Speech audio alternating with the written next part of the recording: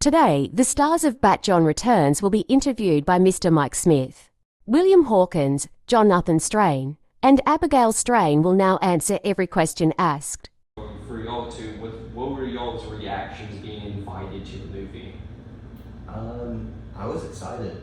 I really wanted to do it. I wanted to help out and do some stuff, and it was a lot of fun. I was really excited to be a part of it. I was basically excited because, he's my brother. And last time, on the first movie, he invited me to do a small part, but it wasn't really the main part. So I was very excited whenever he said, hey, you're going to be in this movie. You want that time to shine? Yes, you recognize my talent. For you, Jonathan, how did Will's character get created?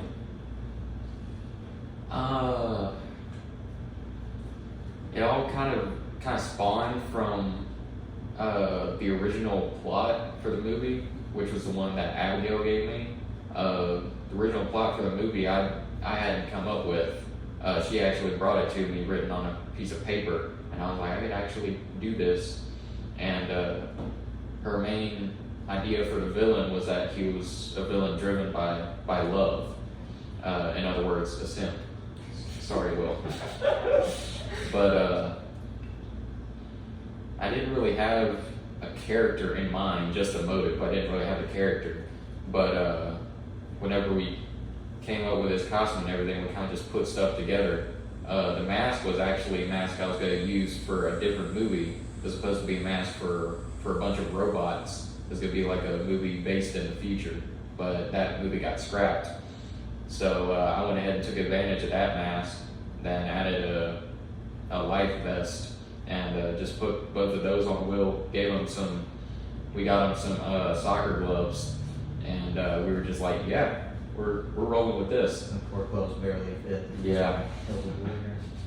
And I don't remember exactly how the name Anarchist came up. I think it was because most of the movie you were blowing up stuff, so I just gave you that kind of name. Fitting. Yeah. Could have called you that or the arsonist. A little less pink. This sort of goes into the next question you already answered. Why was the villain a simp? It was basically her fault because her idea for the villain for this movie was someone who was driven by love, and I think you gave the idea that they were in love with Emily, right? Yeah, I said they were in love with Emily. It was like trying to get back at you. Mm-hmm. I do have someone to blame. Yeah. Someone other than me. Now this one's for Will. How does it feel to be known as the simp? I remember when I first read that paragraph, I looked at him and I was like, really? You really have me read this? That's the reaction I get from most of the actors. Well, it was mainly just because of that one line. I was like, oh no. I mean, it hasn't come up at all, so. Except for Mike Warren. Yeah. Yeah, he talked nonstop about it after the premiere. I was like, great. The next question is, why did Firefox retire? So I kind of had to retire the original Foxfire because there wasn't much openness to film with her. The original cast in general, I couldn't film with anymore because we kind of got into that period of time where graduations were happening. Some of the younger cast was growing up, so they were a little less interested in that. And there was just a bunch of new things happening, lives changing. So there wasn't a lot of room for another Batjon movie. So whenever Abigail brought the idea for Batjon Returns, I wanted Batjon to have a sidekick. I didn't want it to just be him and the villain. I wanted him to have someone else that he could, communicate with and have some screen time with. So I just thought, well, it'd be a good idea to have a new Foxfire in here, and this would give me an opportunity to do a movie with my sister. I mean, she did give me the plot for the movie. It was only fair that she be a part of it, because it's just as much her movie as it is mine. So that was kind of the whole reason why I was like, I need to have her in the movie. I want to make her a new Foxfire. And then that's when I came up with the idea of having this incident where the original Batjon group failed to save the day one day, and it cost a lot of lives. And that's how I made it make sense that the OG cast wasn't there, that they had kind of split off and gone their own directions. So that's kind of the justification I have for the original Foxfire not being a part of it anymore and bringing in a new Foxfire. It all just kind of came down to the fact that none of the original cast was able to film anymore. So I had to make some replacements, and she was really the best option for that. Once again for Will. This one's not that. Why won't you play a new character? Well, I kind of blew up, so that's really hard to just kind of show up and just be like, hey, everybody's like, no, I'm a different person. It's a pretty difficult task to just kind of someone from the dead like that. It's not very easy.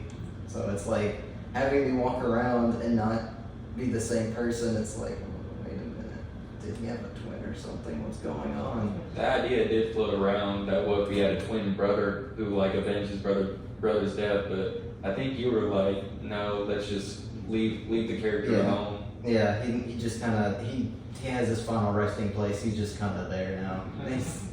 He's been doing enough. Let's sort of go with that. Why did the Archivist die at the end of the film?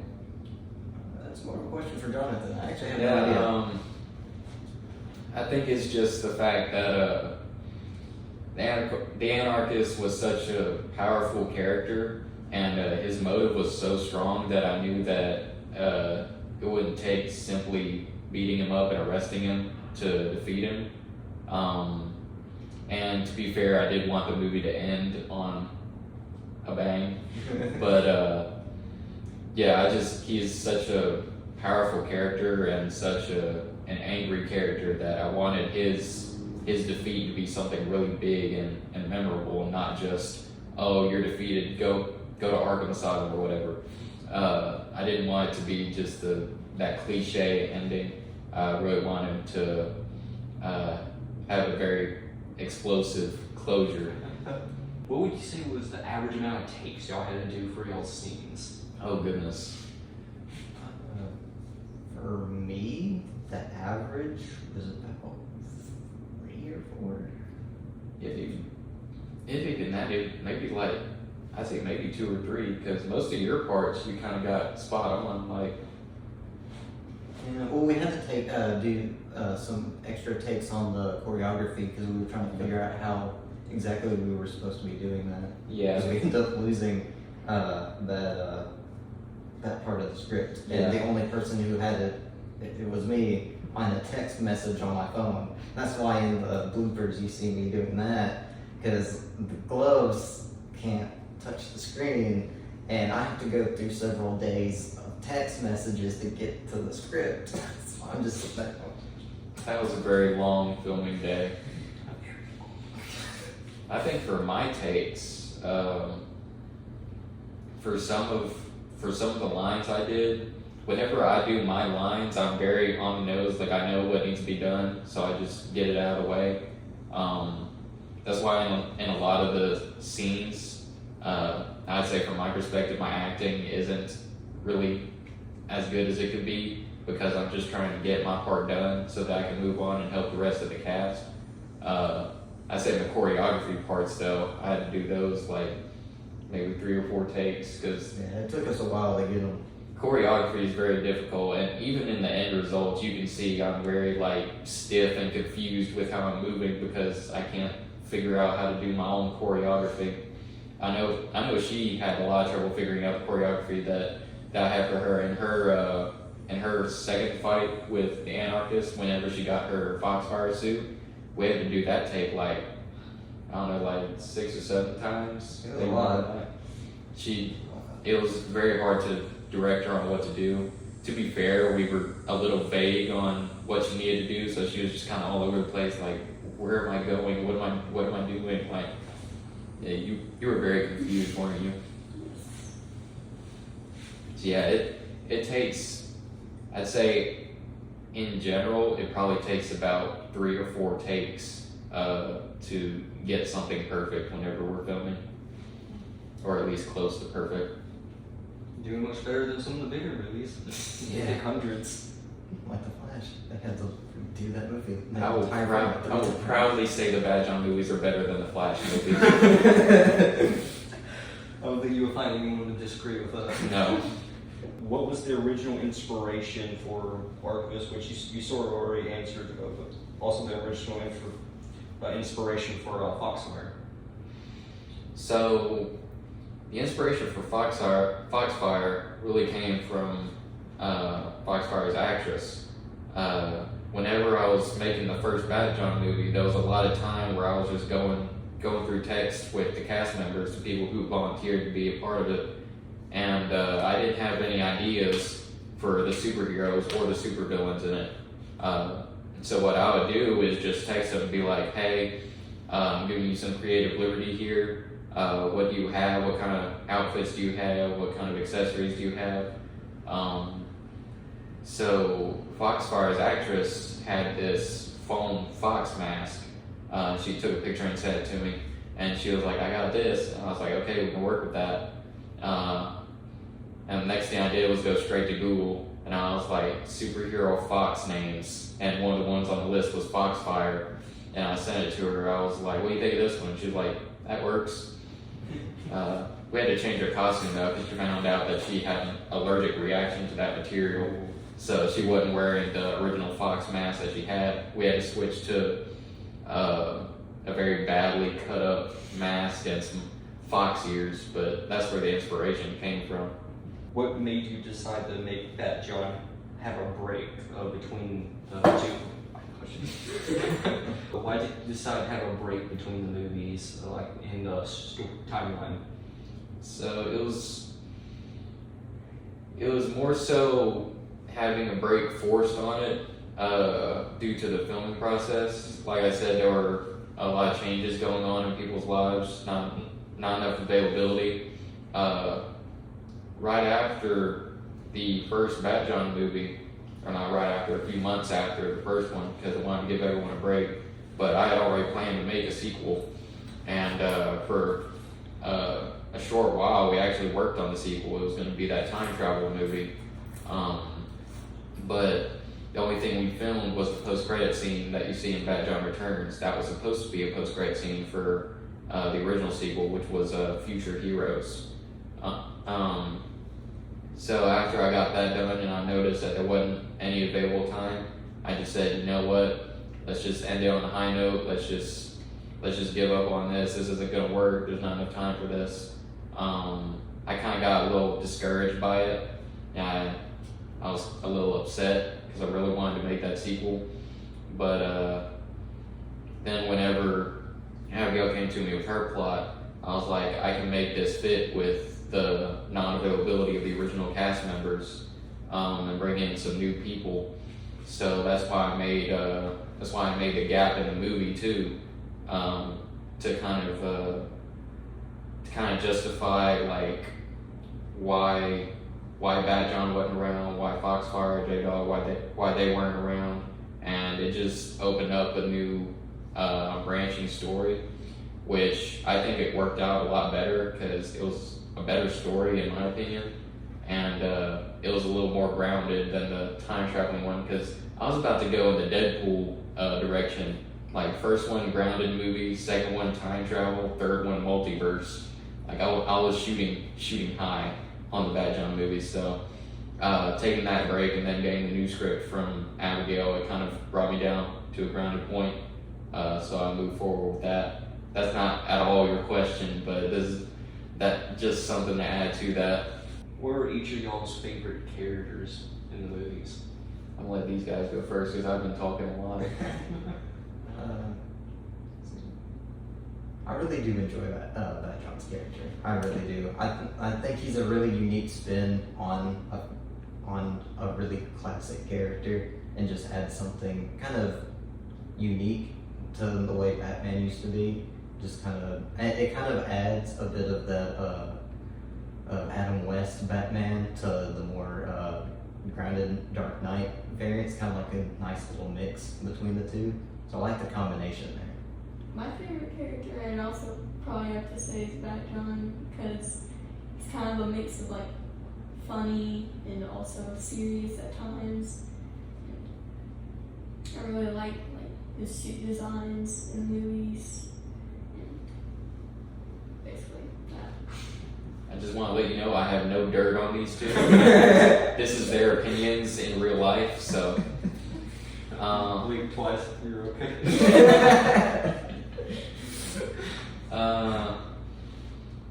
I'm going to surprise you a little bit. Batjon is not my favorite character. Though I do like playing Batjon, he's not my favorite character out of all the ones that are on there. My personal favorite is honestly J-Dog, just because when filming that movie, Jaden, the actor who played J-Dog, he was really just being himself the entire time. The role was based off of him. Even his name was based off of a cool nickname he gave himself. But I just really enjoyed his absolute no care, and he's just always really excited, always goofing off. He knew when to be serious, but in his serious moments, he still had his humor. He was just a really fun character to watch, and I wish I could have done more with him, because imagine having a solo film for J-Dog. That would be quite the ride. Easy adventure. Why did you choose them for the respective roles? Well, I described Abigail a little bit, but basically Abigail was the person who came up with the idea for Batjon Returns, so it was kind of important to let her have an important role in the movie. Plus, her role in the first movie, it was a small one, but in the grand scheme of it, it was a significant one, because it ties into Batjon Returns. In the first movie, she was just a little girl who's getting attacked, and Foxfire saved her, and that's kind of where her origin comes from. That's where she fell in love with the superheroes, fell in love with Foxfire, and that kind of goes into her character in Batjon Returns. She looks up to the superheroes, and she wants to be one of them, especially Foxfire, because that's the one she looks up to the most. But that's the main reason why I wanted her to be Foxfire. Also because our sibling relationship, I believe, is really good, and a lot of people even question how our relationship is so good. So I just wanted to bring that dynamic and kind of put it into a dynamic duo type thing on screen, and I think it played out really well. The bantering we have on screen is kind of the same bantering that we do in person. So and then for Will, I know Will is a very cooperative person. You bring up an idea and he's all for it. So I knew that he would be very much willing to do something like that. And I don't know, there was just something about Will. I was like, I feel like Will can do this part. And I asked him about it, and of course he was like, hey, yeah, I'll do it, let's do it. And I think he definitely delivered on his character, even though his arc is simpish. I believe he does his character a lot of justice, especially with how he demonstrates his anger and that kind of menacing vibe that he gives off. I think he pulled that off very well, so I think that was a very good choice. I will add, originally when you were telling me about the role and everything, it was I believe it was with the original plan of the original sequel that you had in mind, and you were actually talking about, I remember the conversation, because it was similar to a conversation I had with another friend a few years prior about the main villain being a mad scientist and casting me in that role. I remember that, yeah. And I found it really comical because that's about the third time someone has asked me to play a mad scientist, and I have no idea why. A friend of mine named Abigail, from years before, we took a writing course together, and she was writing a play, and the main, not really the main villain, but kind of like the main character of her little thing was a mad scientist. She was like, "You would be great with this." I was thinking of you the whole time. I was like, "Why?" I don't remember in between that point in time something else about a mad scientist and me popped up. I was like, "What is with me and mad scientist?" So when he said that, I was like, I guess it's just destiny. I do remember now what the conversation was about. One of the sequels that I had planned, because whenever I made the first Batjon movie, I have like notes on my phone of numerous sequels that I had planned, and one of them was a Batjon versus J-Dog movie. And the plot of that was going to be that Batjon was going to be mind controlled and attack J-Dog's family, and J-Dog was going to be out for revenge while Foxfire was figuring out what was going on. And Will's original character was going to be a mad scientist who's like tampering with the mind and stuff, and he's like playing with Batjon like a toy, and the Foxfire has to stop him and get Batjon out of his control.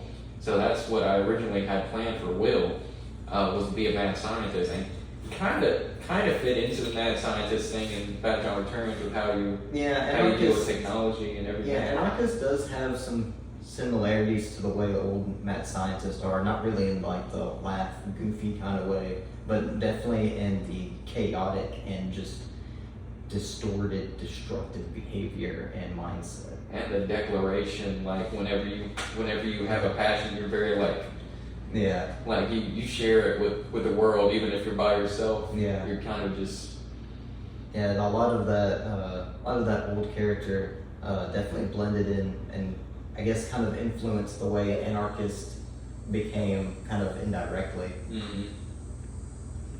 I have to agree. You would put mad scientist. I don't know what it is about him. He just that and being see it. That and being called Clark Kent every time my hair's grown out. My brother guy keep calling me Clark Kent. Do you have an idea for the total amount of movies you want to make for this series? I'm still undecided on how far I want to take these movies. I know we're working on the third one right now. I do have a spin-off movie in mind. I'm not going to spoil what that is.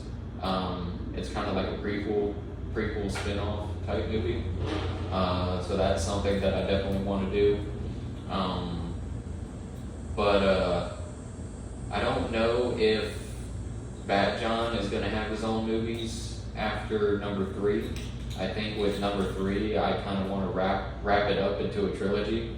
And then anything further than that would have to be something bigger, kind of like I really like to make it into a cinematic universe, because not only can I work with new characters and then bring them into the mix, and then that'll open up more and more opportunities for movies, but it would also give other people a chance to create what they want to create.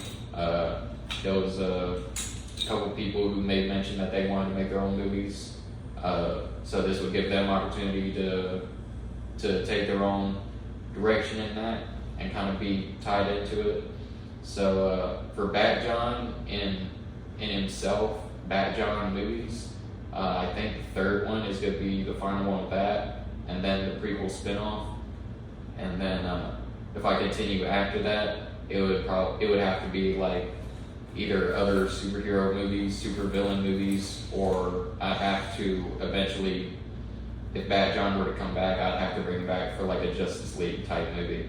So, but yeah, Batjon as a solo character, I think I'm wrapping him up in number 3.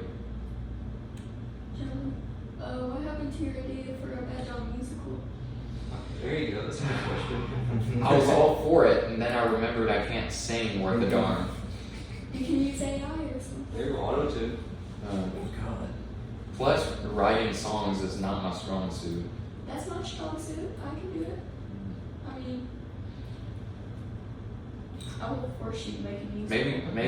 Maybe your high school will let us put it on one day or Yes. something.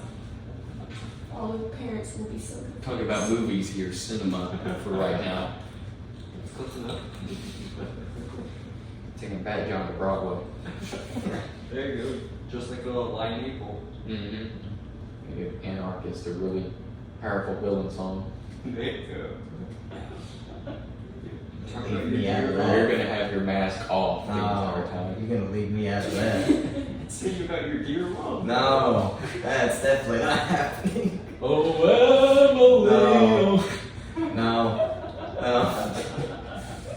no. He's in the grave. Leave him be. You can sing the song that the priest sang in the Hunchback of No. Notre There Dame. you go. Oh, come on. That fits perfectly. No. No one for everyone. What were y'all's favorite scenes in the movies? Mine was when me and Jonathan fought in the waterfall. That was a really cool fight. It definitely had a lot more dynamics to it. It was also the most chaotic part Yeah. of it all. I ended up, when I took that knee in the little river, I actually did knee in it, and so it ran all the way down my leg and into my boot and soaked my sock and everything. And I was fighting with a soaked sock the entire rest of that part, because I think we had to reset that choreography like 3 or 4 times. So I had to constantly re-kneel back into the to the river, but it was really funny. It was a lot of fun. It was we have to stop filming every once in a while because people would be walking by and then kind of like hang out at the bench and everything. So we'd just be standing there waiting for them to leave. There was one family that just sat down and watched us while we were doing it. Yeah. So We were just like, all we had a right. studio audience. To give some insight though into the filming conditions, that area that we were filming on was very not flat. So we had to be very careful of our footing. And that's why some of the choreography, you see us trying to stay in one spot because we found solid ground and we wanted to keep ourselves there. Because if we strayed too far either direction, we could slip. The ground was very muddy and very wet. So it was very hard to film that part. We had to be careful with her too, because she was the one else filming it. Yeah. So we had to be careful with her. She was doing a lot of moving shots. So we had to make sure that she didn't fall down while she was filming that. And break your precious iPad. Yes, I wouldn't want my precious iPad damaged. I was wearing hiking boots and I was still like slipping around and almost fell 2 or so times. It was pretty dangerous. I was like, well, all right, we found this little pocket right in front of the waterfall, and let's stay right here. This is good right here. This is where all the action's gonna be. What was your favorite scene? Whenever I beat up Aubrey. Your fight with Aubrey? Yes. Is that just because you beat up Aubrey? Yes. It was hilarious. Yeah, the girl who played Raven in Batjon Returns is actually one of her best friends. Technically, it's her cousin. It's my cousin. Yeah. Best friend. Yeah, it's like best cousin friend. Or BFFC. yeah, there you go. That fixes it. I don't know what my favorite scene would be. Is it when I stole your stuff? No, definitely not that. I think this is probably an unpopular opinion, but I think my favorite scene is probably, well, it kind of ties into the you stealing my stuff. It was the scene where Batjon discovers that his costume has been stolen and she's putting herself on the front lines. And I realized that I had to finally step up and do what I needed to do. That scene it tells a lot of the story without telling the story. Because during the time that Batjon's like preparing to put on the costume and everything, he's sitting there, he's looking at the mask, he's like contemplating, am I really doing this? You see a short flashback of the original team. So you already got a sense of like, okay, what happened? Something went wrong here. And the song that I chose for that, I came across it while picking the soundtrack for the movie, and I was like, this song would really fit a suit-up scene for Batjon. And the song was, this song was basically saying I'm really scared, and I just need to take one step in the direction that I need to go. I just gotta take that step. Can I really do this? And that song was kind of verbalizing what was going through Batjon's mind at the time of his suit up. So it's not my favorite scene just because of cool suit up, but it's my favorite scene because it gives you an early view of what's going through Batjon's mind, and it kind of tells Batjon's story for Batjon Returns in one little scene of him just simply looking at his mask and then deciding, okay, I'm doing this. That's nice. I look deep into stuff. I can tell. Boy, me and Xander, we could have some deep conversations about Batjon's philosophy. That was one of the questions he asked me after the premiere. What's Batjon's philosophy? I want to dive into Batjon's philosophy. I was like, I don't know his philosophy. What were y'all's favorite bloopers? There's a lot to choose from. There is.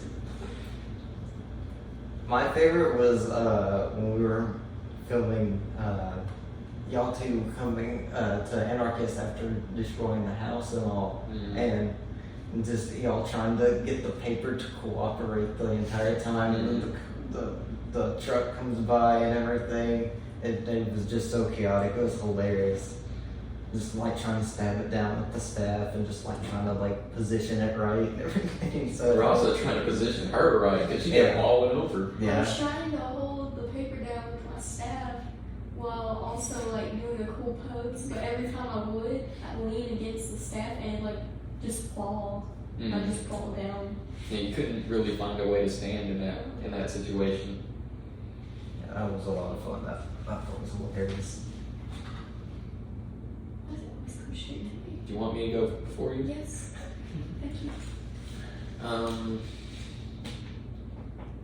There's a lot of good moments in those bloopers. Trying to remember. I think my favorite part from the bloopers was probably whenever we were filming the training montage, because Abigail, when you put a stick in Abigail's hands, you got to be very careful with her, because she whacked me in the face about 3 or 4 times while we were filming, and there was literally no choreography. I just told her, swing the stick at me and I'll block it. And that was the entire training montage. It was just swing at me and I'll block it. And if we mess up, we'll get in a different position and we'll start filming from there. And a lot of what happened was either me, like, for some reason, when I tried to deflect the staff, and then I'd also try to catch it. So then I'd swing my arm around it about 3 times and then grab it, and then I'd be like, what did I just do? So I'd have to restart that. Yeah, and she'd either whack me in the face constantly, or she'd just like out of nowhere just poke me in the stomach. And I kept telling her, like, you gotta swing at me, don't poke at me. And she just kept going. And I was like, what are you doing? There's one part in the bloopers where I finally got a little frustrated, and I grabbed it from her. I was like, why do you keep poking me? And I just started jabbing her in the stomach. And she was over there laughing her butt off. She was having a great time. Meanwhile, I was having an existential crisis over her poking me with a stick. That was the day that Mom and Dad, that we had just gotten back from school, and you told us we're going to go film, and they're like, you have about 20 minutes. Yeah, we had a time period that we had to film that in, and this little one over here kept joking around, messing around. She kept getting out of position. And I was like, Abigail, we don't have very long to film this. We need to hurry up and get this done. She'd just sit there. She'd be like, okay. And she'd get like that. So I was already getting a little irritated because my sister isn't cooperating here, and she knows we have a time limit on this. So, plus I was getting closer towards the end of filming the movie. So every time I get close to the end of filming the movie, I get like panicky about how much time we spend on it. So, which that was bad on me. I apologize for that. But yeah, she kept poking me in the stomach, and it just finally set me off. And I was like, you know what? Give you a taste of your own medicine. I enjoyed it. I could tell you kept laughing. Now it's your turn. That's also my favorite part. Is it really? I would stick. Are you just copying me right now? No, I just really realized that like I enjoyed that. That was funny. Fair enough. I mean, it's a good combo. Yeah. Will the public image of Batjon change once the public knows he murdered someone in the timeline? So, at the end of Batjon Returns, you can already hear the news reports of people saying like, witnesses saw Batjon fleeing the scene. Some people think he's a murderer. Some people still think he's a hero. So in the third one, I do want there to be that kind of tension that people kind of already have this idea that Batjon may have murdered somebody, and he may not be the hero that we think. While there's also still a majority of people who are like, yeah, superheroes, woo! But I'm gonna try not to spoil anything talking about this, but I will say that Batjon will have consequences to his actions. Every action that he takes has consequences, and those are going to pile up on him at some point. So I think that the death of Anarchist will have a play in that. What were y'all's favorite fights? Well, I had already said the waterfall fight. Yeah. I really enjoyed that part.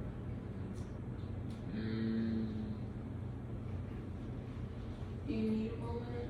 I might need a moment. Do you already know yours? Yeah. Okay. Fight with Aubrey. I thought Yeah. you did. Definitely. Is there any specific reason you like it other than you getting to beat up Aubrey? Because we had a lot of fun during that, and also she kept trying to cut my hair with those knives. She'd come up to me behind me and she'd be like, look what I have, and she'd be sitting there trying to saw my hair. And Ethan was like, Aubrey, I'm taking those knives away from you if you don't stop. Just to let you know, the knives weren't a part of the original design for her. I was going to give her the original claws from the Raven from the first movie, but when we got there, I realized that I left them at my house, and I was not driving all the way back there to get them. So we just borrowed some blue gloves from Ethan and then duct taped knives to them, and those were her claws. I think I really like I was wondering what that was about. Just the whole thing, because I wasn't there for that. I was only there for my scenes, so the rest of the movie when we watched it was completely new to me. I literally, other than my scenes, I had no idea of anything of pretty much most of the plot. I didn't even know the plot. I just knew I was there. He really just knew his character, what his character was saying, and his idea of the movie was just going off of that. Yeah. So I kind of wanted to keep it that way, so the premiere would be fun for you. Yeah, and we're gonna try and keep that same energy for the third one as well. Mm-hmm. I'd say my favorite fight scene is probably the final fight scene too. I don't know, I just, whenever I watch that movie, because yes, I do sit down and watch my own movies, not because I'm just really egotistical about them, but just because I really enjoyed filming them, and I just love seeing something pieced together like that. But every time I watch that movie, I always like to go to the part where Anarchist takes Batjon and is flying away with him and just drops him. And then Batjon sits there and just free falls for a little bit until he realizes that he can glide. And then after that, I just really love how the choreography went. It was a lot smoother than a lot of the rest of the choreography that we did for Batjon Returns, and it was better than most of the choreography in Batjon the movie too. I just really like those final moments with Batjon and Anarchist where Batjon's he's trying to fight Anarchist on his own terms, trying to bring Anarchist to his level of keeping it at fisticuffs, no lasers, no gadgets, nothing, just brawl it out. I like how I really liked how he did Anarchist. I just kind of came back and he was like, well, guess what? I'm a supervillain, so yeah, cheat, mom. And I really just like how the battle leads up to Anarchist's end. And you really didn't know how it was going to end, honestly. Yeah. I mean, I'm sure it was assuming that Batjon would win, but you didn't really know how it was going to happen, especially after Batjon was knocked down by Anarchist. So I like how the fight built up to that and how it kind of kept it evenly matched because they went back and forth. So it was no clear winner. Though I will admit, Anarchist looked like he was taking Batjon down a couple of times. Like he was getting in there. If it wasn't for Anarchist's ego in fighting him, and he didn't play along with the fisticuff idea, it would have been a whole different situation. Because then one is relieving himself of all of his equipment, and then the other one is at full capacity. So the fight would have been a whole different thing if Anarchist didn't have his ego. Yeah, it all comes down to ego. That was one of the main points of the first movie, was Batjon's ego was a problem the entire movie. And then for Batjon Returns, the final results for Anarchist were due to his own ego. That's kind of one of the main points of the Batjon movies is the emphasis on ego and the bad effects that it has. Once again, for everyone, if you could change one thing about the character you played, what would it be? You know what I'm gonna say. Well, anything but that. Anything but that, okay. We know that. It's a core memory. It's a canon event. Can't help those. In terms of changing his character, not really anything. He reminds me a lot of a mix between Tony Stark and Doctor Doom. And Doctor Doom's one of my favorite villains. So him just being just kind of in that same vein was always really fascinating. Just him using Stark's technology in a sense, but with that same mindset and kind of just drive as he always does in the comics is really interesting. I really wouldn't change the character. Though that paragraph that I had to read, I would have liked to have at least practiced it a few more times before I recorded for it. Because even though it was a good scene, I did choke partway through it. So I kind of wish I could have gone back and practiced that a little more so I wouldn't have choked. Because I did choke about halfway through it. That's one of the issues when it comes to filming these movies, because these two movies are both done like on set. Like you don't find out anything until you get to set. Yeah. And we have to constantly be modifying things, especially when we don't have things like the choreography for the final scene. We didn't have the documents, so when we scrolled through and did find the documents, and we're going through the choreography, it really wasn't feeling right. So there were portions of it we did end up changing in the final product. So the script itself, if you looked at the script now, there are quite a few things that were modified. Not completely changed, but there were things modified from the original variation. I think for Batjon's character, I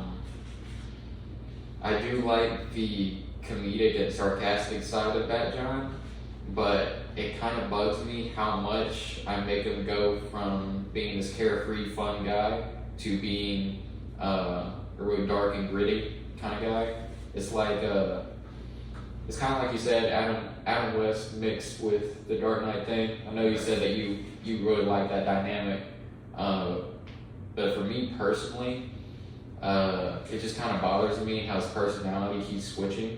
I guess you could say that he's trying to keep up this image of being a gritty superhero, but his real personality keeps coming out. In another way, you could say that he keeps letting his true emotions seep out whenever he's being gritty after all that happened, and the humor is kind of to cover it up. So it's kind of based on how you want to interpret it. But me personally, I'd probably make him more of a fun character. Keep him serious, of course, when the time calls for serious. But I'd like him to be more of an enjoyable character, someone that you can say, I love whenever they're on screen, or I can't wait for the next Batjon scene because he's just so fun to watch. For me, Batjon's just kind of, he doesn't really change much. He just kind of stays in that spot where he'll be funny and then he'll be serious, and he just kind of goes back and forth. His mindset hardly ever changes. I know his intentions change throughout the movies, but Batjon as a character, there's not a whole lot of growth for him, and he never really stays as a stable character, in my opinion. So I would make him more of a fun guy. Here recently, especially after Deadpool and Wolverine, I would have liked to have done his character more like the way that Deadpool was done. Not like the cussing and sex jokes and things like that, but just how Deadpool jokes, how he just lightly jabs. This stuff just kind of comes out of his mouth, and I don't know if I do fourth wall breaking. I don't know if I can pull that off, but I want to change Batjon to make him a little more carefree and a lot more enjoyable. Yeah, it kind of reminds me of the way Iron Man was portrayed in the original film, always being on the outside, being that comedic party goer, but then really on the inside he was nothing like that at all. That's kind of the dynamic with Batjon I really enjoy, is just the dynamic of those two sides, always kind of being together, but even sometimes trying to oppose one another. Mm-hmm. They're just the character is just kind of he wants to keep his act, but also he just can't. He just struggles because he's still young. He's still trying to be a hero, but also developing at the same time. So he's just constantly struggling. And Anarchist really just didn't help with that. He just kind of shoved it even farther. Mm-hmm. And so there's kind of less joking around when Anarchist is on screen for Batjon and stuff. You'll try some jabs, and then after one or two, it's just a free for all. It's just because Anarchist doesn't really react to the jokes. Yeah, he just there was one time where Anarchist was very funny. Yeah, and even the final little joke that Batjon made towards Anarchist when he took the belt off, and he was just sitting there embarrassingly making jokes while he was putting his belt back on. Yeah. And Anarchist, all he said was, what was the line that he said? Oh, he just quietly said, "You imbecile." There wasn't a lot of humor that he could put on Anarchist. Yeah. That kind of canceled out Batjon's humor side. Yeah, and I think that was a really good dynamic between the two characters. It's definitely unique because most of the other characters in both that film and the previous one really just kind of encouraged that comedic scene, I guess you can say, or followed up with it, they played with it. And Anarchist is just a little stick in the mud. He just doesn't play it. This is business, and he wants to get it done. Mm-hmm. So I like that the dynamic that Anarchist kind of does force Batjon to kind of take things seriously and not always be the comedian. So there's always that. The film had a really good balance between having its jokes and then while the villain is on screen, keeping it the scene and the characters as serious as they can be in that circumstance. I don't really think I'd change anything about my character. She's kind of really independent and she's very sarcastic, especially around you. always showing off with sarcasm, which is a lot like me. Do you? I did make a lot of dropping. Yes. But I feel like one thing I would kind of face in the movie is she didn't really show, my character didn't really show a lot of emotion, like about her family, because I mean, she was like telling him, you know, my dad died and stuff. She kind of just had a plain face, and I would probably, if I could, gone back and fix that and show a little bit more emotion. And throughout the movie, she didn't really like show that like she doesn't have a dad, or her mom's always working, so she's kind of on her own. She's kind of just like, kind of like in the Incredibles movie, where they just go around doing like funny crime and stuff and go back home like, oh well, we saved the day again. So I would probably make her have a little bit more like a kind of sad motive and all. So I would probably focus more on that. So you think like your character needed a little more, I guess, depth Yeah, in terms of her story? Yeah, probably like during some scenes, probably would have showed a little bit more emotion, especially with scenes about her dad and all. I think we should ask you some questions. I had to skip a couple questions because with how in depth y'all answered them. We did answer really in depth. Yeah. This just goes to show we think a lot about these characters. There's depth to these characters. It's not just a bunch of people in costumes running around beating each other up. There is subtle depth to the characters. Yeah. There's a lot of thought put into them. Even if you can't see it when watching the movie, a lot of people watch the movie just for the fact of there's people that we know dressed up and fighting each other and things like that. And then of course there's people who aren't like friends and family who just look at it as a neat fan film, a fun fan film. But whenever we're writing this and we're making these characters and these stories and everything, there's a lot of depth and seriousness that goes into it. And I think a lot more of that's going to be seen in Batjon 3. Unfortunately, the interview has to be cut short because the cast began to leak information about Batjon 3. We thank you for watching and hope that this interview answers your questions and maybe piqued your interest in this production.